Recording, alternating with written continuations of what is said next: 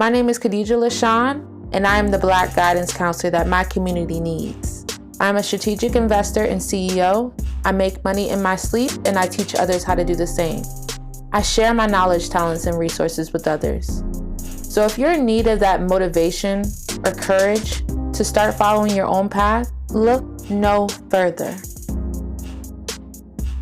My intention is to share as much value with you all as possible and to show you that there are many different paths to happiness and many different paths to wealth. You just have to find the one that's right for you.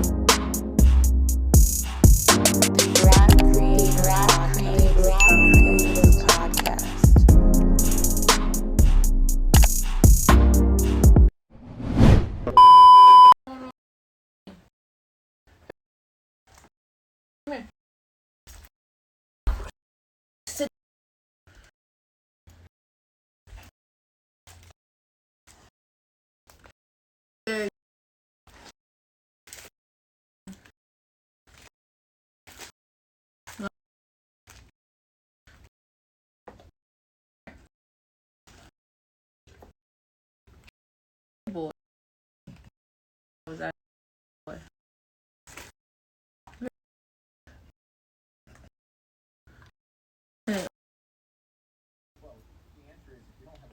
Because you're too lazy to build your own website, then it doesn't make any sense to have email or to have a pay-per-click campaign. So there were too many hosts, and they deserve what they got, who believed in this fairy tale that Airbnb, because I want to hear somebody black talking. I want to hear somebody black talking about Airbnb.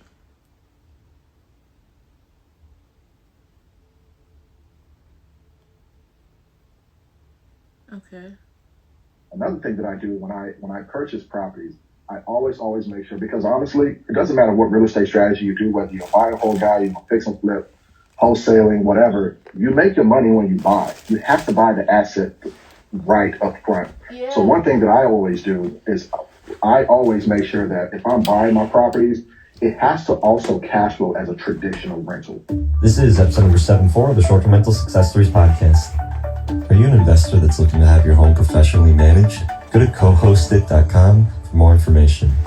Welcome back to Short-Term Rental Success Stories. I'm your host, Julian Sage. This is a show where I talk to hosts about their journeys in starting and growing their short-term rental business. My goal is that you'll be able to walk away with practical information that'll help you become a better host and learn how to scale your business. Like any exceptional host, we all strive for 5-star reviews, so please go on over to iTunes and let us know what you enjoyed, as it really helps support the show. If you haven't done so already, go on over to our Facebook group, The Host Nation, to connect with the community. Hey, what is going on, Host Nation? I'm super excited to be back again with you this week. I want to say first off that I'm really sorry for missing our Thursday episode. Typically, I always release them at 5 a.m. on Thursday mornings, and then it's around 8 a.m. for the YouTube videos. But I missed yesterday. I am very, very sorry. It's been actually really busy with the properties that we have been onboarding. We have some more additional properties that we do plan on taking on. We just relaunched our coaching program and got a bunch of new people in, so that's been really exciting.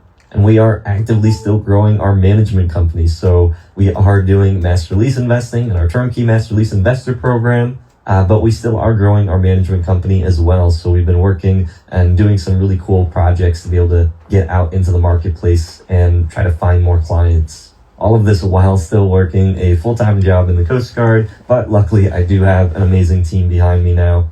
John, my business partner, and then our amazing media team that is helping really just get all of this content out there. In this episode, I had the special honor of speaking with TJ Tijani. TJ is a BRRRR investor, and for those of you that don't know, that aren't a part of the Bigger Pockets community, BRRRR is for buy, rehab, rent, refinance, and then repeat. So TJ is a real estate investor, and he's also a short-term rental manager based out of the Houston, Texas area. He has 14 units total, 7 of which he owns, and he built these up through BRRRR investing, and then 7 are master leased. So in this episode, TJ shares his experience of BRRRR investing to master lease investing, how to stand out in a crowded market, and the costs associated with buy and hold investing versus master lease investing. Stay still, even to this day, I still get people that say master lease investing is a scam. No one's saying that to me, obviously, but I see in the Facebook groups, because we're always on there, lots of people saying, oh, it's a scam, all these things. Really, though, when you look at master lease investing, it is just another form of being able to acquire properties without having to spend a whole lot of money. You do have to take into account that, there is going to be a little bit less profit than if you did own it. But that's really where it comes down to how much are you able to make on the return of the property versus how much you actually have to spend investing into a property to acquire it.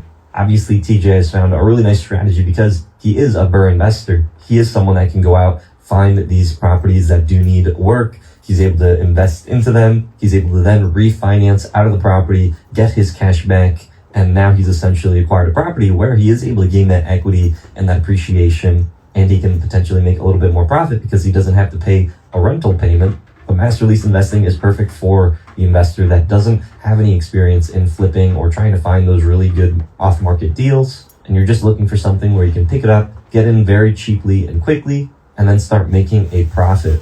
If you like my show notes for this episode, go to shorttermsage.com/STR74. Or if you like my show notes sent directly to your inbox every week, then go to shorttermsage.com/show notes. With all that being said, on to this week's conversation. Hey, welcome back, Host Nation, to another episode of Short-Term Rental Success Stories. In this episode, I have the special honor of speaking with TJ Tijani. TJ, would you please introduce yourself to the Host Nation and let them know who you are, what inspired you to get into short-term rentals? Sit down.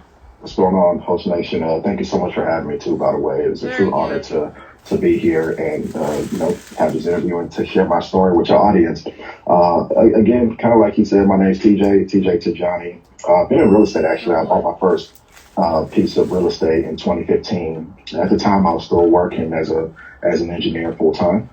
And so my background actually is in mechanical engineering. I got an engineering degree from the University of Houston with a mathematics minor.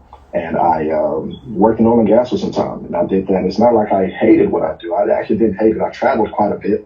My job required me to be offshore quite a bit. I was gone probably about 65% of the year working out the rigs. But whenever I was in town, I took advantage of my time in town, and I was investing, and I was looking for opportunities within the real estate space. And so then came 2017, and when the market kind of took a dip around 2016, my portfolio is with ExxonMobil.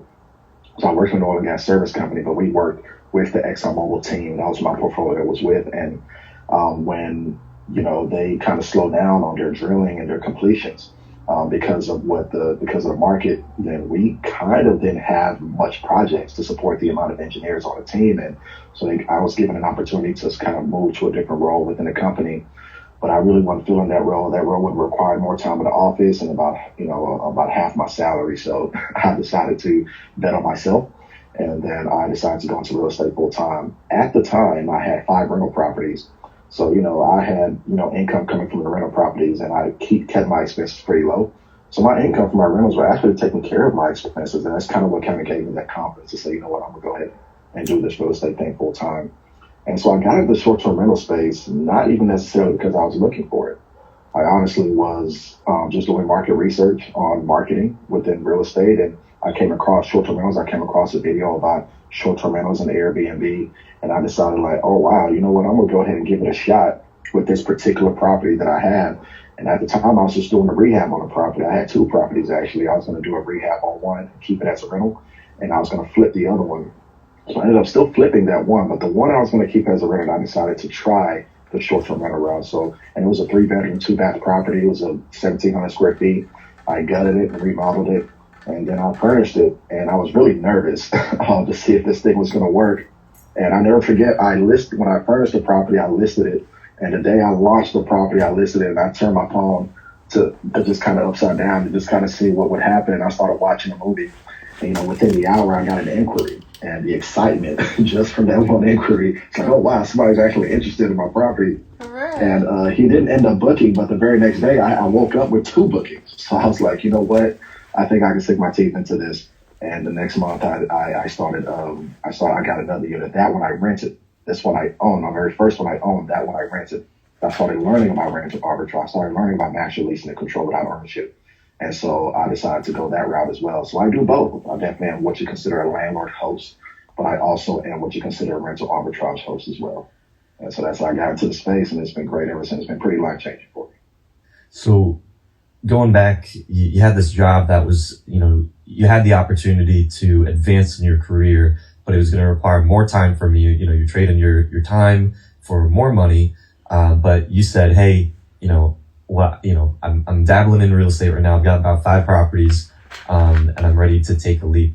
I mean, those properties, those are long-term rentals. How much were you cash flowing on them? Yeah, those are long-term rentals. And 2 of them were on a, super low interest rate at 15-year notes. And I was cash flowing, I probably average about $400 to $500 for each property a month. One of them, the lowest one, I believe I was cash flowing like $350, something like that. And so, but yeah, I'll probably average about $400 to $500 cash flow, when you consider all of them. And how long and what was that process to get those initial 5 properties for you? Did you have to spend a lot of money, spend a lot of time? Like, what was that journey just getting to that, those 5? No, great question. So there's 2 ways, and I like to kind of look at this time versus money trade-off when you look to buy real estate assets to keep for rental properties. Take the very first rental property I purchased, for example. I bought that property with my money. What I mean by that is that property didn't need any work. That property was ready to go. Then it was nicely rehabbed, new AC, new roof, new everything. I went ahead, I bought that property with 20% down. I bought it for $92,000. I put 20% down with closing costs, came out to about $22,000. I put that down. Within a week after I closed on that property, I put a for rent sign in front of it, and I had it rented out within a week. And my mortgage was about $840. My tenant was paying $1240. So that delta was my cash flow, right? And so that, from the point that I closed on that property to get it to a point to where it started cash flowing and putting a tenant in it, it didn't take much time, but it did take a sizable down payment. And take my very first Airbnb. I remodeled that property. I bought that property in distress. It was actually unlivable. I completely gutted that property, and it took time. And I had to, leverage a private lender. Had the private lender send his appraiser. I had to go through the rehab scope of work with the appraiser. Then once we closed on it, then I rehabbed it. So that process took about 3 months, and then an extra month to refinance it because my private lender's money is expensive. So I leveraged the private lender and then I refinanced it right away. Pretty much the BRRRR strategy, right? And so with that took time for me to get there. But I bought that property with literally $0 out of my pocket because the spread from what I bought it for versus what it's worth once the property is fixed up was such a good spread. I was able to leverage a private lender, and I was still within 70% loan to value. So even when I closed on a property on the refinance, I captured 30% with the equity right away.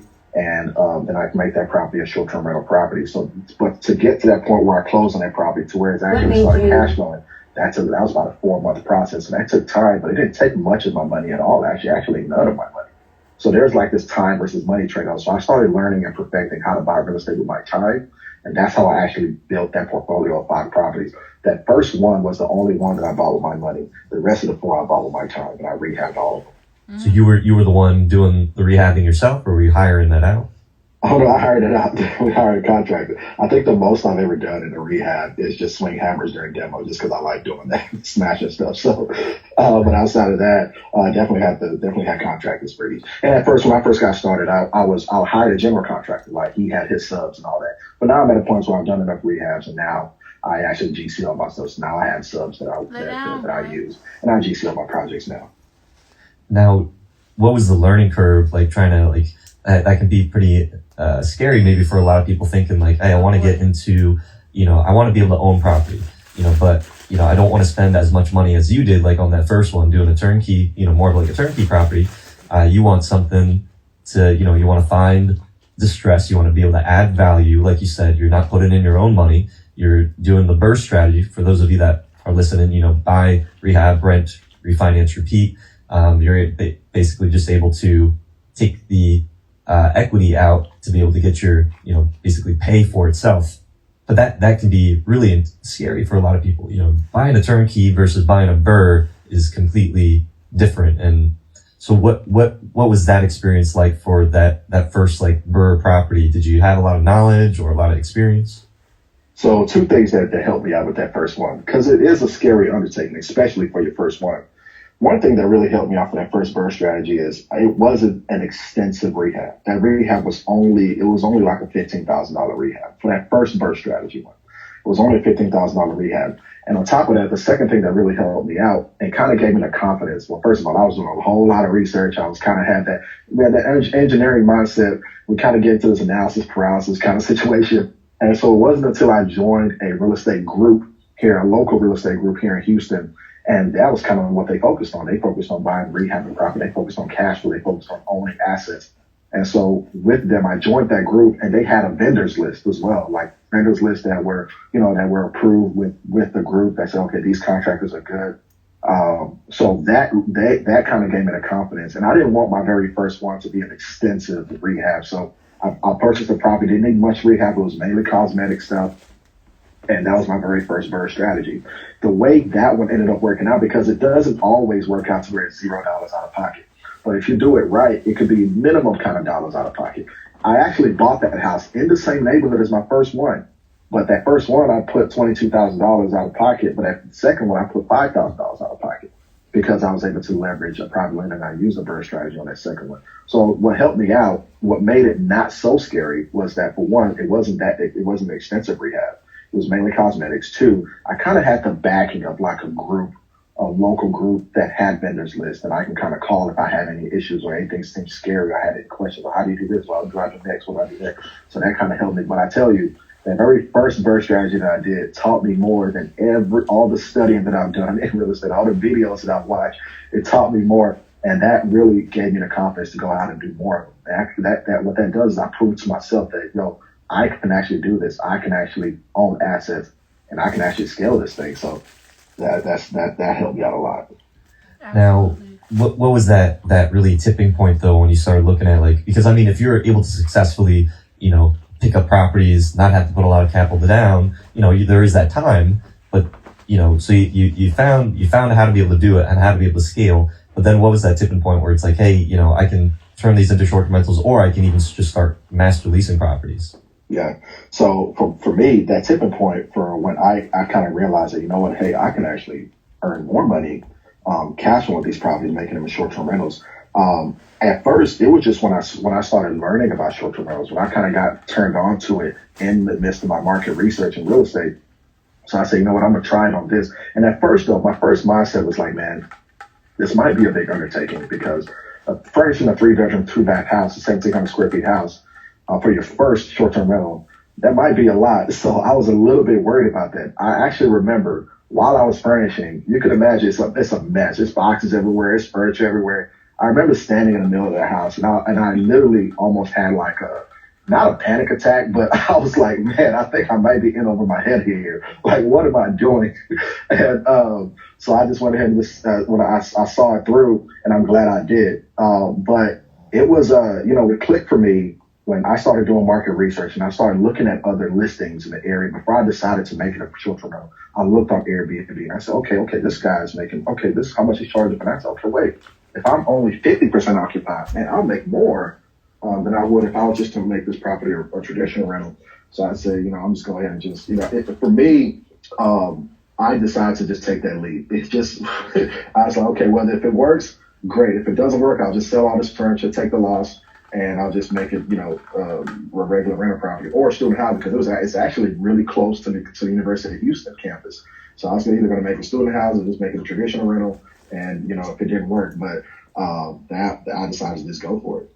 Why do you think that your mindset shifted? Because there's a lot of people that get into real estate and they don't ever, change their path. They don't ever, get into this. Do you think that the mindset of just doing burrs and being able to acquire properties is different than the mindset of, turning it into a short-term rental? Because now you're a manager for these properties.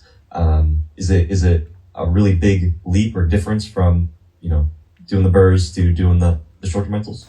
Oh man, so absolutely. And it's a complete mindset shift, because as you know, it's a totally different process to just have a traditional rental versus a short-term rental.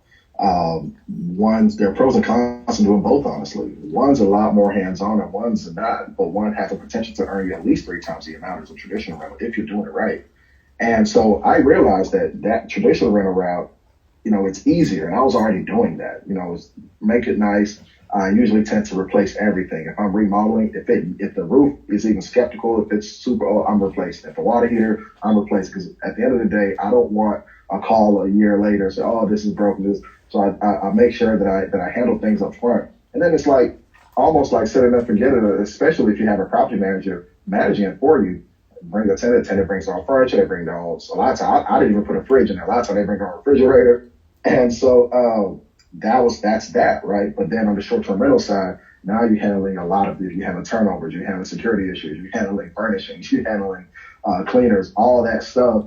And so I realized that, you know what? I can earn more money as a short-term rental. So if I can learn how to really automate, if I can learn how to build systems around it to run it, and free up my time, and I can grow this business without necessarily having to scale my time with it, then why don't I do this? And why don't I go this route and stick with this route? And that was kind of the mindset and the tipping point for me when I realized that, you know what, it's a lot more hands-on process doing the short-term rentals. But if I can systematize it, though, if I can add systems and build a team to manage it for me, and still make more money, then I want to do this, and I can get to the cash. Because at the end of the day, for me, it was all about cash flow. I wasn't working a full-time job anymore. I was trying to build something to earn cash for my job. My goal at first was like, I want to start netting. I want to meet that. I was fortunate enough to make 6 figures out of college. It required me to be gone quite a bit. I was traveling quite a bit, but I was making good money. And so my goal was that, you know what, I wanted to meet that. That was my initial goal. I wanted to meet that income that I was making, and then I can go from there. And so I wanted to get more cash flow. So I decided to really stick to the short-term rental route and build a team and build systems to run it.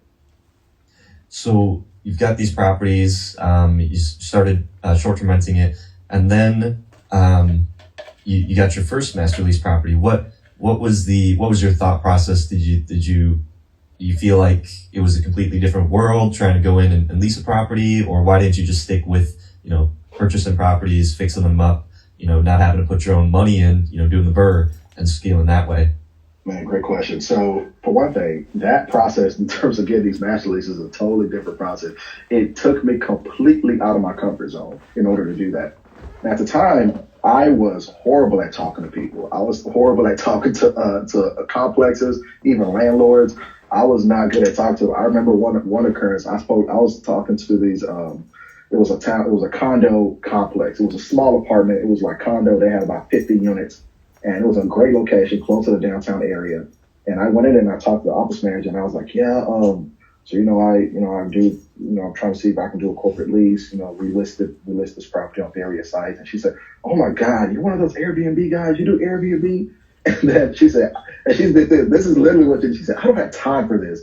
And obviously, I could tell she probably was having a frustrating day already. But I was in her office. She said, I don't have time for this. And she got up and just walked out of her own office and left me there. I was sitting there. And I was like, what just happened?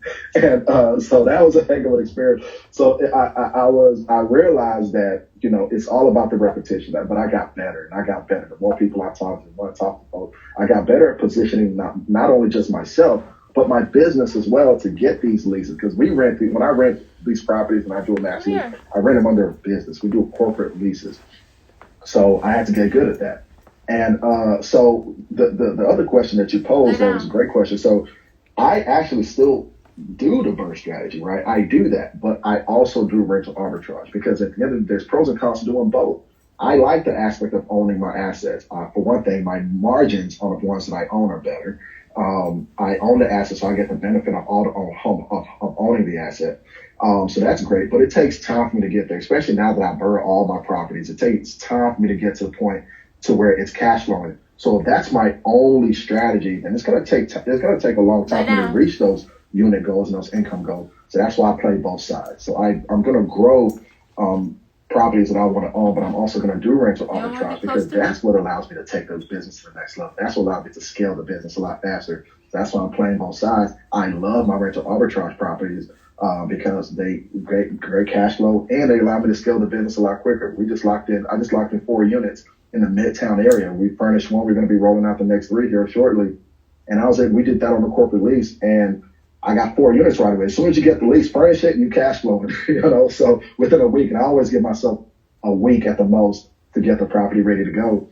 And versus, owning it, it takes time for me to get there. Right now, I'm remodeling at the moment, 4 doors I'm remodeling. One's a duplex and 2 single family houses that are on the same lot. Great locations, but they're currently being remodeled right now. It's taking me time to get to the point to where it's going to cash flow. But on the rental arbitrage side, I get to scale the business a lot faster. That's why I like both sides. And I play both sides. It's been working out pretty well for me. Yeah, I think you brought up, something that we're always preaching on this podcast, TJ, is we call it the RCB model of investing. Yeah, rental arbitrage, co-hosting, and buy and hold.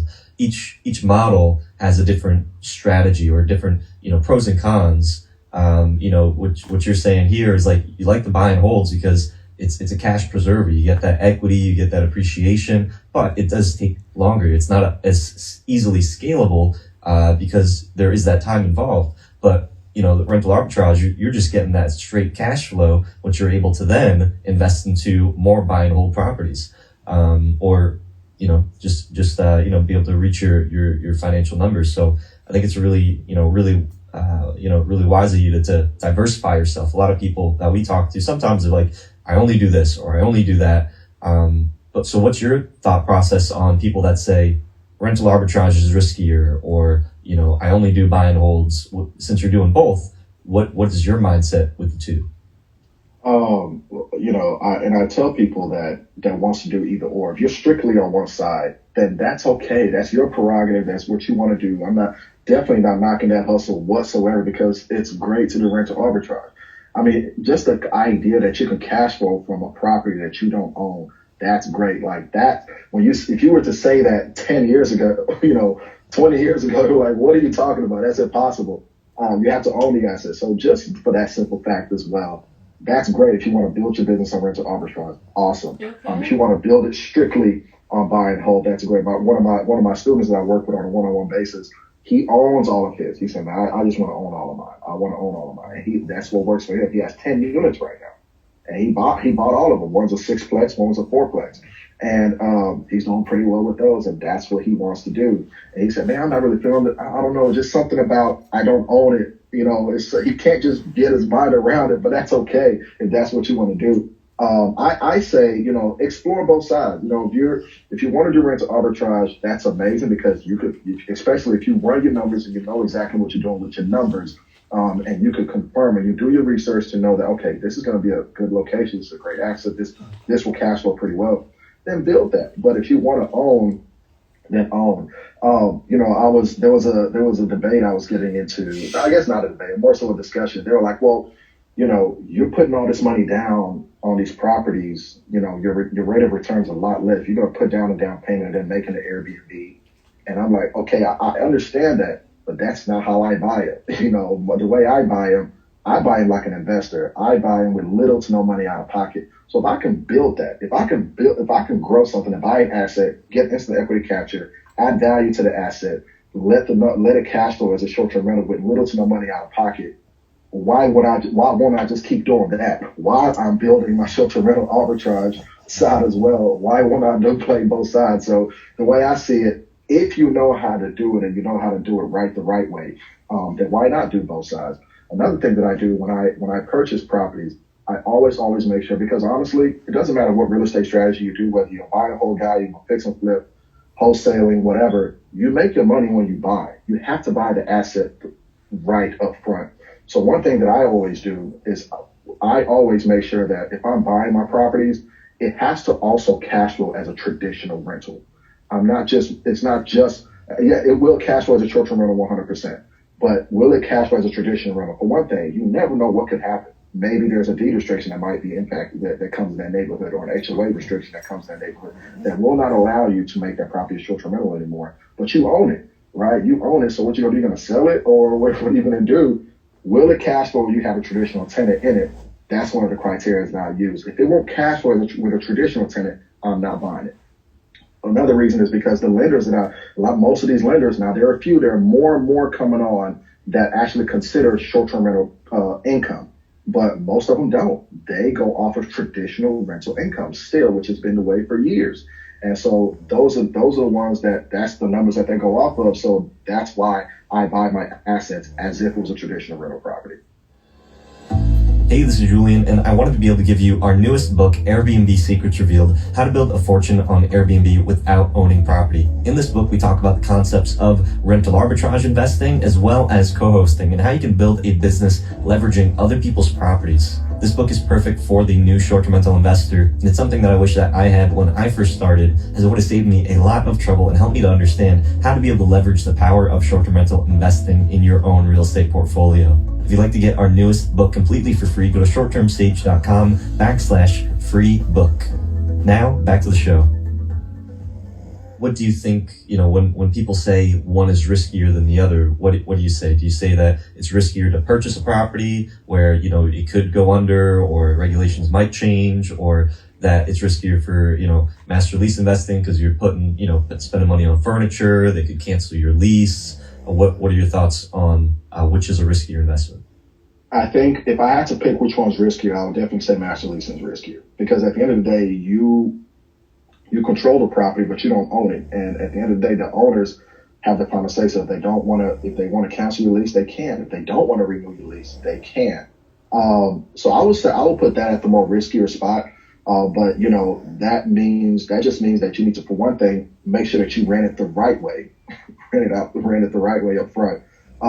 Secondly, make sure you run your numbers up front to make sure that that property actually makes sense as a short-term rental. Do your research, whether you use AirDNA or whether you do it manually, by looking at listing and dissecting listings in that area. However you go about it, you need to make sure that you know exactly what you're getting into up front. I actually always try to do 2-year leases as well, and they usually give me better deals for doing 2-year leases. So I always try to do 2-year leases. And do what you say you're going to do. Like, make sure that you're screening your guests properly. You're really minimizing disruption within that community, and they'll renew your lease. My people that I do master leases with, they love the fact that I want to come back. They're like, oh, you're good. We love you, good. So, definitely want to make sure that you're approaching it the right way up front. But if I was to say one was riskier, then I would say that the master lease is riskier. On the owning side, just make sure that you're running your numbers right, that you're buying it right up front.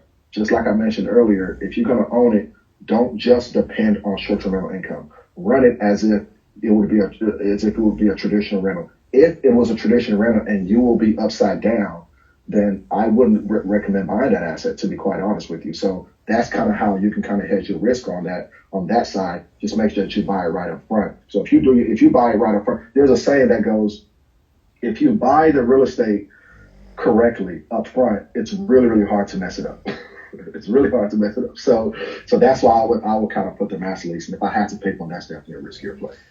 And do you think that it's the same for, master lease investing? Do you think that it really is very dependent on location or the type of property? Like, can you get into a bad master lease, or is it, because you're able to get your return on investment within a much relatively shorter time, that there really isn't ever a quote unquote bad master lease? I think it could be. I mean, we know that location definitely matters. Location's a big deal. This is why you have to do your research. If it is at a location that, that maybe it's not that it won't work, but it's not working as well as you thought it would. Maybe it's not cash flowing as well as you thought it was. And yeah, I mean, that's, it could be risky. It definitely could be, a bad master lease play. Thankfully, I have not got into a bad master lease play because, there's a lot of research that I do going into it. And I'm very, very versed in the Houston market here. Houston is a big city and we're comprised of loops. So I done mastered the numbers within a certain area, within the loop, which is where all of my units are. They're within that area. So I kind of niche down within that area, and it's really, really hard to mess it up when you know and you studied that market for so long. It's kind of hard to mess that up. So I keep my units within that realm.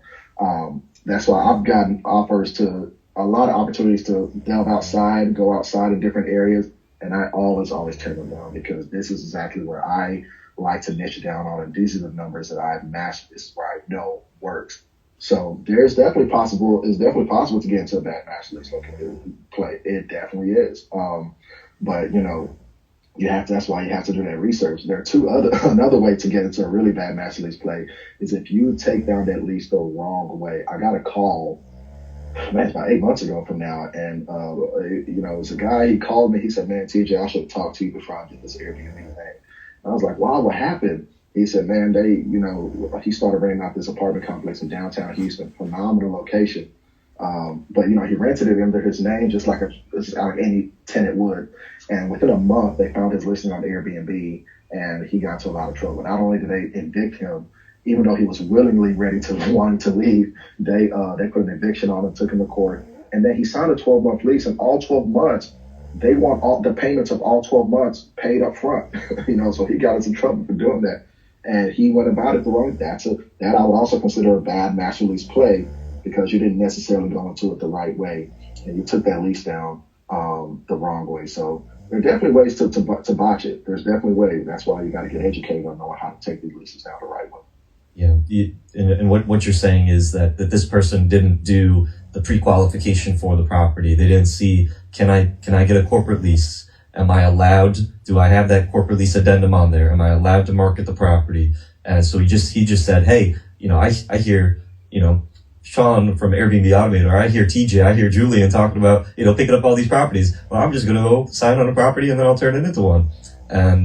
But then that's where a lot of those issues come. That's where the trust comes into. That's where people like that first manager that you went to, as they said, oh, you're one of those Airbnb guys. That's what's kind of given the bad rap. Absolutely. 100%. 100%. That's exactly what he did, actually. So what has been the most challenging part of scaling your short-term rental business? Because right now you're at that we kind of call it the stress points of a short-term rental operator, where you had your first property, your first 3, it's pretty easily manageable, but now you're at that you're at around 14 properties, so you've kind of moved past that first stress point where it's like the messaging, maybe the cleaning, but what has been the most challenging parts that you've faced along to get into 14 properties right now? Man, I think probably making sure that I'm screening these guests properly. I think that's probably been the biggest learning curve. On my second short-term rental property was doing so well. It was in downtown Houston, doing amazing. I was 98% occupied, and I wanted to get to 100% occupancy. And so there was somebody that was ready to book those last 2 days. And, I just had that mindset of, oh man, I want to get these last 2 days booked. And, the person had a very incomplete profile. Didn't even have a profile picture. His profile was brand new, just created the profile. He didn't even give a good reason why he wanted to book the place. He just said that, hey, I'm coming in the area, want to stay. And so I was like, okay, cool. I'll let him stay. And I realized quickly that, first of all, not all money is good money. Second of all, I have to make sure that I am properly screening this guest. He ended up having the biggest party in this 1-bedroom apartment. And it was like 40 people. And so much so that the concierge at the complex called me and said, hey, TJ, something's going on at your unit, man, at your apartment. So I had to go over there, and the hallway was filled with people. We had other people living in the apartments coming out the door like, what is going on here? And I felt so bad. And so we had to get everybody kicked out. I got Airbnb involved. Thankfully, nothing like major was broken. It was just a big mess. But nothing major was broken, thankfully.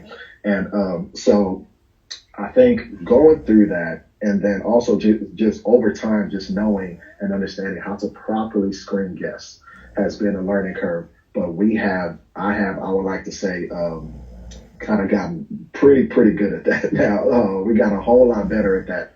And that's one thing. And one thing I like to tell people, like, especially when you're scaling this business, don't scale too fast before your systems are down right. Because if you scale on top of a broken system, it's just going to make things worse. It's going to make your business worse, and you're not going to get the reviews that you need to keep this business relevant. So make sure that your systems are tight and are down packed before you actually look to start scaling this thing to another level. So that's one thing that I had to make sure that I did it as well.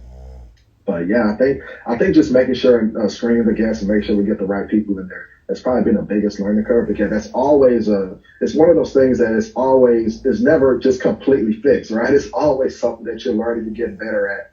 And you're going to be approached with different scenarios. You're going to be, you have to make decisions based on that. So I think that's probably been the biggest learning curve. And what is some of that what does your screening process look like? Because, there's Airbnb, especially right now, they're trying to limit the amount of interaction with guests, and different platforms have different types of lack of requirements. So what is your screening process that you've been able to add on top of what is currently available? Yeah, so we look at a few things. Like I mentioned earlier, we look at how new the listing was created. We look at if they have a completed profile. Is their profile completed? We look at where they're from, because a lot of times not that we don't accept local guests, but we ask a lot of questions, and we make sure that local guest is actually here for good intentions, because a lot of local guests, most of the issues that we have are from local guests. And so because they don't want to mess up their house, they just want to rent an Airbnb to throw a party or whatever. So we have a pretty, we have a line of questioning when it comes to local guests, but we try not to, kind of outcast everybody, because at the end of the day, Houston's a big city, and there's a lot of suburbs, and all of our units are in the city, by downtown, by universities, by midtown, by the medical center. So a lot of times, they might want to stay in an Airbnb because they have a family member or a friend that's getting treatment, so they want to be close to them. Other than that, maybe they want to enjoy a weekend in the downtown area, and they want to stay here. They just want to be close to the downtown area. So we try to make sure that we're accommodating to those folks. But our screening process, we ask questions that make sure that, hey, if you're local, you're not having ill intentions. On top of that, we do have instant booking. We have instant booking off. We do require that you have a full profile, including the government ID. If we have to, I actually haven't had to do this, but I know some people that have really big issues with bad guests and tearing up their places. And I would say one of the things that they look at is they look at self-check-in. Like, they look at these units and say, okay, it's self-check-in. Okay, we're not having to meet with anybody. We can get away with this and that. So I would tell people, man, even though you offer self-check-in, even if it's a self-check-in process, take that self-check-in option off your listing and set it to where, you'll be given keys, or you'll meet up with somebody to give keys or whatnot, because that will deter them, right? That will say, okay, we got to meet with somebody. That'll at least help with people that want to throw a party, go another route, or not pick your unit because they have to meet with somebody, but still have the self-check-in process when you usher guests in. Other than that, on top of that, we definitely don't do one-night stays on the weekends. We do 2-night minimums. I know some people do one nights, because I know Airbnb likes one nights, but we do one-night stays, but we don't do one-night stays on the weekends. When I first got started, I was getting a lot of people that just book on a one day on the weekend to throw a party. Once we made it a 2-night minimum on the weekends, that really helped. That killed that. So a lot of those things, all those things we're doing to make sure that we get the right guests in our property, for sure. And how do you handle when someone does cause that party? So, like, you said that there was, the concierge, or the person on the front, basically called you and said, hey, you got all these people. Is that relationship now with that apartment ruined? Are they going to kick you out? Like, say, hey, you dropped it, that was your chance, and now we're going to end the lease. Like, how do you handle that type of situation? So, especially I'll give you that situation, for example. I definitely had to go in the next day to go talk to the office. And I just kind of explained to them that, it was that situation wasn't supposed to happen. They did not drop me. They just said, okay, it's fine, because neighbors complained. And before I even got to the neighbors had already complained about it. So I just talked to them, and they helped me curate that relationship. And I ended up still having that unit for I finished off the lease. And so after that lease, I did have to move out of that unit because they went under new management. So that was the only reason. So they switched out the entire staff chain. That's another thing with rental arbitrage you got to be mindful of. The entire staff chain, they say, hey, we are cutting off this much amount of our corporate leases. We're not offering this much corporate leases anymore. So yeah, you'll have to move, whatever. But it's about the relationships. It's about, making sure that you're genuine, that you're communicating with your landlords. And so, just keeping that relationship and keeping that open line of communication definitely helps. And even when bad things happen, something unfortunate like that happens, just make sure that you're having that transparency with them will definitely go a long way, for sure. And what are you facing right now in your business as you're scaling? Because you're also taking on, you said you're doing about 4 remodels. You have about 3 more master leases that are coming available. So now you're getting towards that, that 20 range. What's kind of your stress point right now, and where do you see this kind of going as you add on more properties? I would say I think the the biggest stress point is probably on the side where I'm remodeling these properties, because there's just so much that goes into that. I recently had to let go of a contractor, and I just brought in another one. And so, unfortunately, when it comes to contractors, by the way, unfortunately, there are more bad ones than good ones. So you really have to find a good one and take care of them and hang on to them. So I think that's probably my biggest stress point. But outside of that, then it's just kind of furnishing these properties and getting it going. But I definitely see, my goal is to, when I get to a certain amount, when I reach that 25 mark in Houston, that I feel like I've made a good stake here in the city. I'm branching out to another market for me. So I'm still growing this thing. My goal is to grow this thing and really build this business and build it to scale and build it to a bigger company, honestly. And so I see this thing getting big. I see short-term rentals as a great cash flow maker. I see it as something that's here to stay. I see the need for it. People, we're not in the business of just, this is not just a business that we're just doing. I mean, we're serving people. We're providing experiences for a different type of experience for people. So this is definitely something that I see going for the long term. And even now, I'm helping a lot of people do it. And I've done master classes that always sell out whenever I do them. Now I'm helping a lot of people get into the business as well. So it's been good. Houston, the Texas area, like I hear a lot of people, and there's been a lot of growth in short-term rentals in Texas, Houston, Dallas, all these areas. What do you really think that there is that there really is such a need for more short-term rentals? Or, I mean, is the demand really meeting the supply, or is there oversupply and now the demand is, just kind of tapering off? Like, how do you see that working where, since you started to where it is now? Yeah, I think honestly, first of all, I wholeheartedly believe that there's no shortage of good hosts. For the hosts that are doing it right, for good hosts, I don't believe that there's a shortage for good hosts. I definitely do believe, especially, and it also depends on what kind of property that you have. I do see a different type of demand for my bigger units than my smaller ones. The bigger units tend to attract more. The views on the bigger units are more. So that's why I like my bigger units that sleep 8 or more. So I definitely do believe that the demand will increase, even though if the supply, I do believe that the demand will still increase to match the supply. From what I'm seeing, even like if I get a cancellation right now, like the last cancellation I had was a couple of days ago, within 4 hours it was booked again. You know what I mean? So I definitely do believe that because more and more people, I think right now about 30 to 40% of people that book on Airbnb is their first time using the platform. That's why I think that if people can actually get to where they're actually doing this hosting thing right, they're providing a great service for people. They're providing not only a good experience, but a nice unit. They're providing units that meets the needs of these travelers. That people will stick to this platform more. People will stick to the short-term rental economy more. And so that's why I think that there's, if you're a good host out there doing it the right way, you're definitely helping the economy as a whole, and you're bringing more demand into the marketplace. So I definitely see a future in it 100%. Do you think that an investor, because you started off doing the burrs, and probably there's a lot of people that are looking at that as like, this is just a cash cow. Like I'm going to take, I'm just going to get in there so I can make some extra money.